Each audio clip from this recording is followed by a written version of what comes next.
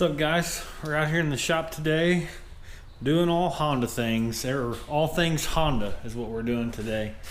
I've got a new piece that just came out from Finishing Lines.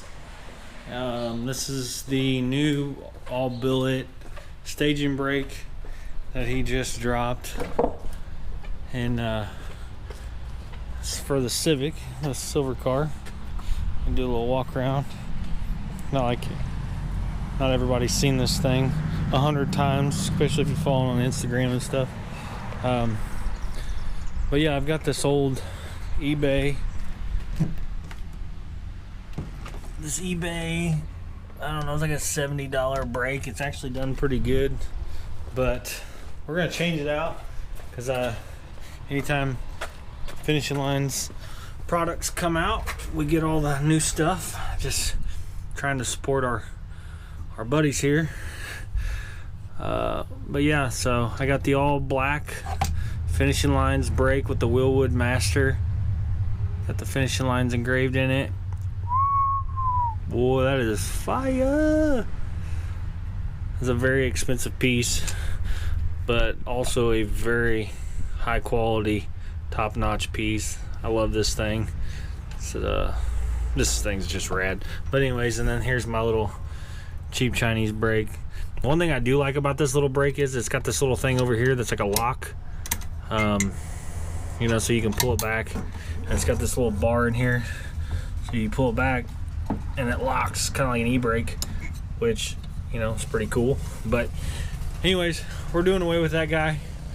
I'm gonna get the bolts out of the bottom of it and then set this up on here. I don't know that I have all the hardware for this, but we're gonna find out.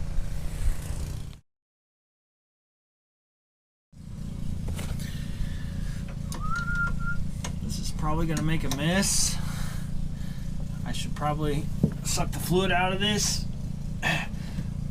but me being me, I don't ever do anything the way you're supposed to. Reading instructions, ain't nobody got time for that. Yep, there it goes. It's already leaking.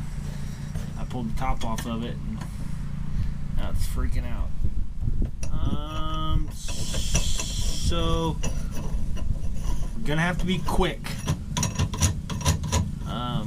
Otherwise this thing is going to piss fluid out of it real fast like.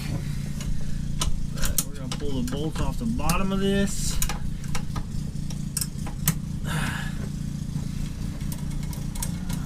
I think I had it set up to put 4 bolts in it, but I only had 2. Now I'll show you the Finishing Lines staging brake plate, which I modified mine for my cheap Chinese brake, but so this hole, this big hole, yeah, obviously these 4 that don't have any threads in them, those are holes I added to it. But yeah, you can see the billet plate. You do a little notch on your center console there, and boom, you can hide it underneath there. I don't know why you'd want to hide it. It's so darn pretty. And then I go ahead and drill holes in a brand new nice billet plate. That's what I do. But this actually, I'm thinking about it, this is set up for like most all you know, staging brakes that are out there, all like the CNC ones or the Willwoods or whatever. There's like, I don't even remember. You can get online, finishinglines.com, and which I don't know. Oh, here, I'll show you the website here.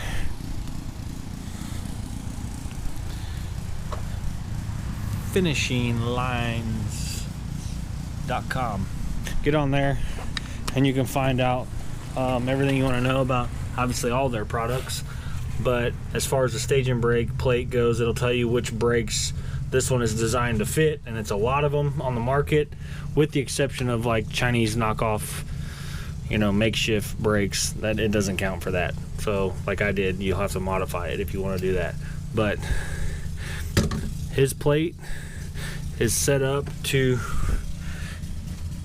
pretty much run it however you want. It'll have one bolt here on the front that's stationary, and then it's slotted on the back.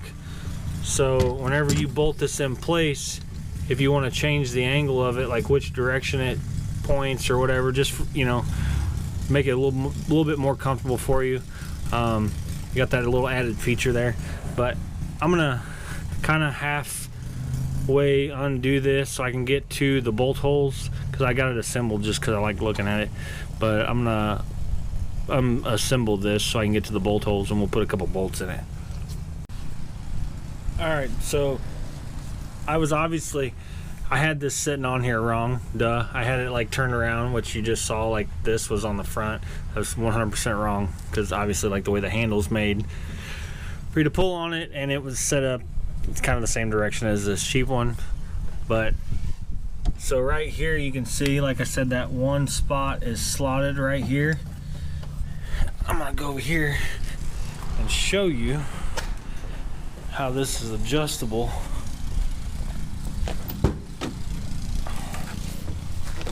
Oh boy.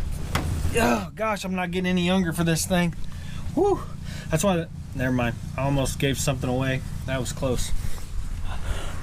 But yeah, anyways, so you can see right here, like kind of the, and it's pretty springy. I like that. But yeah, so that's kind of, like I said, a little bit of adjustability, and I think I tightened this up too much. Darn it. I was not ready for this. Maybe. Oh. Nope. That's not gonna work. Well, darn it. Anyways, let me see. I tightened this up a little too much here. Trying to do this. This is the worst part. Like, it's so hard for me, since I do everything on my own, to like work on stuff and video at the same time. But anyways, so I've got it loose here, and you can see you've got about I mean, it's not a lot of adjustment, but it's enough that like you can make yourself comfortable with like the direction that it pulls, like what's more natural for you, you know. So I want it all the way over that way, so I'm pulling towards my body rather than trying to like pull over here. So I'd rather, it's just more natural to pull towards me. So yeah, I'm gonna tighten those bolts up, and then we'll hook up my finishing lines stage and brake cable. You can see there, that's all finishing lines, brake lines. I mean, I got it all. Me and Mr. Finishing Lines himself and Mrs. Finishing Lines have been friends for a very long time, practically family. So I'm just a weirdo, and I buy everything they make. I don't know if that, does that make me a weirdo? I don't know. But anyways, I'm gonna tighten this all up real quick, and then we'll hook this line up, and then I will actually give you a little small demonstration of the best way to bleed brakes. Alright, so got this set up, got the brake line in it. I'm actually gonna get some little like isolator deals. I'm gonna put some self-tappers in it just to hold that down tighter, and so I don't hear like a weird little rattle or anything. But so I got that all hooked up. I don't have anyone here to help me, and I'm actually out of brake fluid, so I can't really get in depth with you. But let's say this is your brake pedal, and this is your master cylinder on the firewall. Everybody wants to pump the pedal, pump the pedal, pump the pedal. That's not, I mean, will it work? Yes. Has people been doing that for 100 years? Yes, whatever. But ideally, there's a couple ways you can go about it. Well, me personally, so what I'll do is I'll push the brake pedal down, and I'll hold it when it stops. And all you're doing is when you push that, I mean, and you can see this kind of as a simple graph here. So you're just pushing, you want to push the air out the brake lines and out the bleeders. So if you're sitting here pumping it, and say there's an air pocket right here, and you're just moving this back and forth, this is all hydraulic. So all you're doing is just pulling and pushing and pulling and pushing.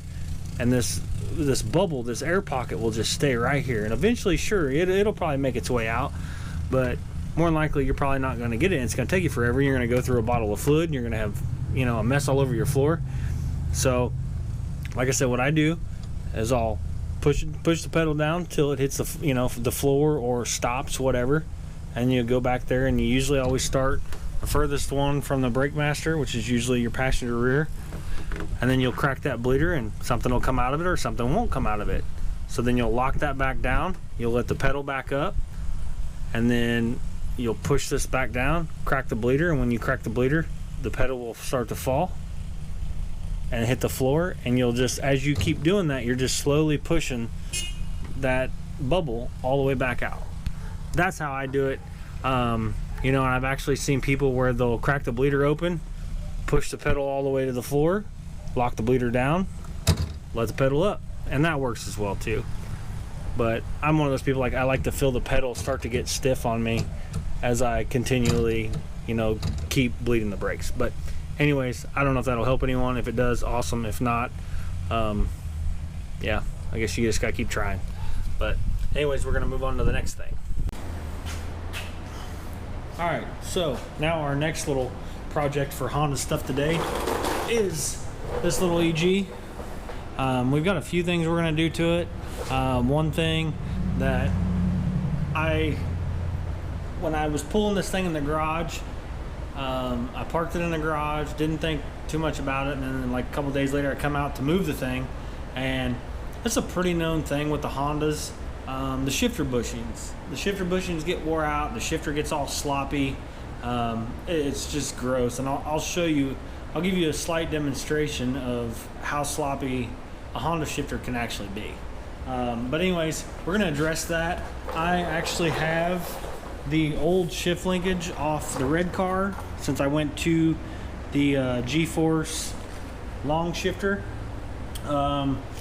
This rod here with the actual joint on it, that's all brand new OEM from Honda. I purchased that a couple years ago whenever I was doing some maintenance on the car, and obviously I'm on a dog box, so I was trying to stiffen the shifter up as much as possible.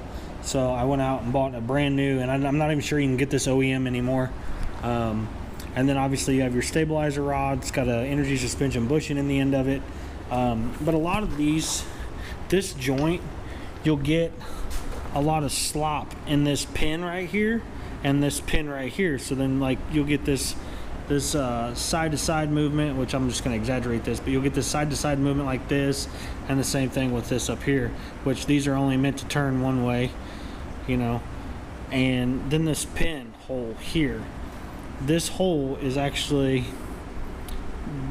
bigger than the hole that is in the transmission.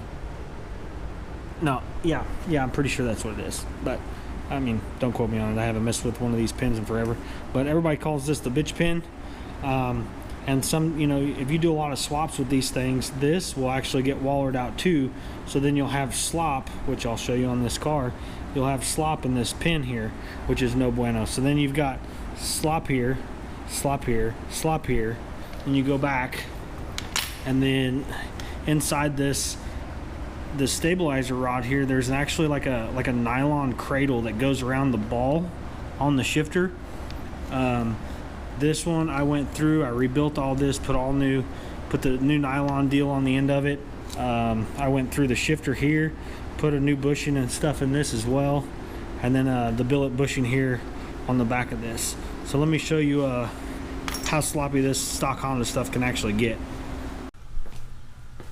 Okay, so I'm going to show you how wore out this Honda stuff can be. Let's just start at the back, which you can't see. I'm going to have to get a drop light.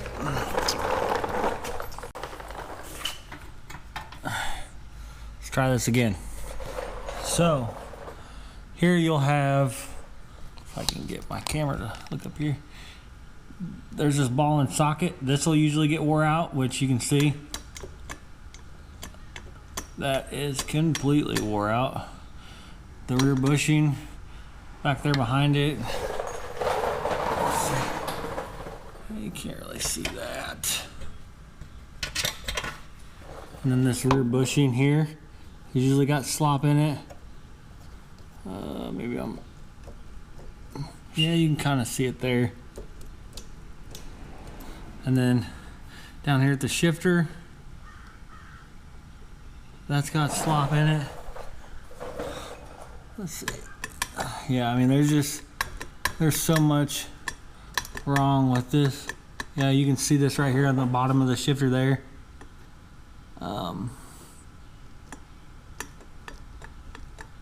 Yeah, you can see it move around right there. Then you go up here to the joint.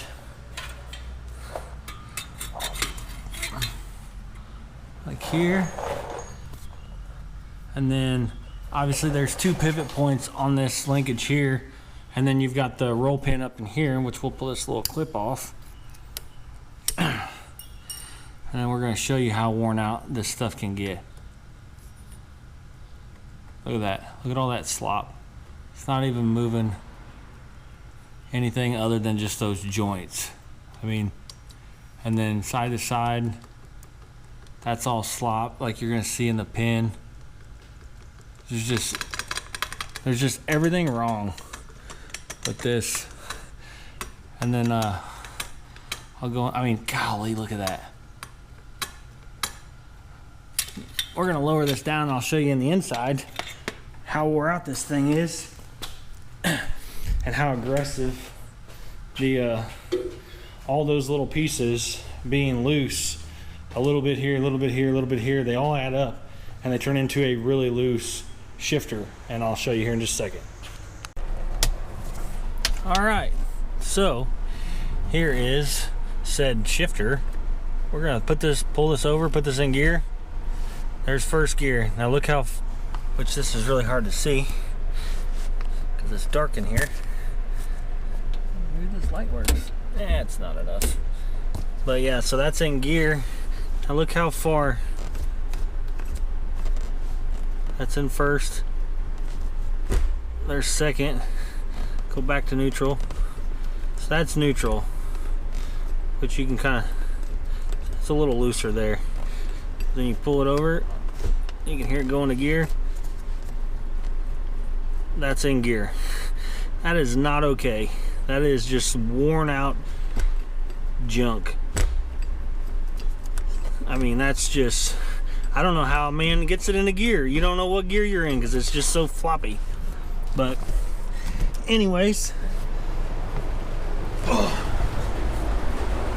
gonna get this shift linkage out and we're gonna put my old new shift linkage in and we'll show you what it looks like then. All right, so quick little demonstration here. See this little, this has got like a little bushing inside here. Like I'm wiggling it, there's no movement. Then you go over to this one, you wiggle it, but look at this. See it, you can see it move up and down. It's wore out. All right, so the new linkage is in. See the new joint there, and now if you wiggle this, only thing you have is actually the detent in the trans moving. I don't know if you can see that dirty spot on there, but that's it. There's no slop in the pin. There's no slop in this bushing now. And then you go back here. Right. Well, maybe.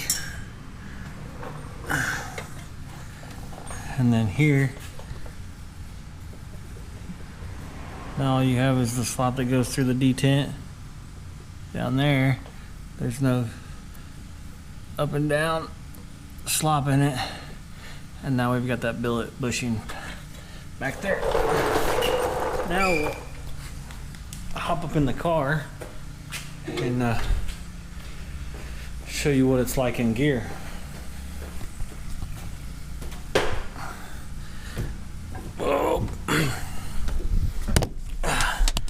But now it has the GSR shifter, which we put his shift knob back on, and now put it in gear,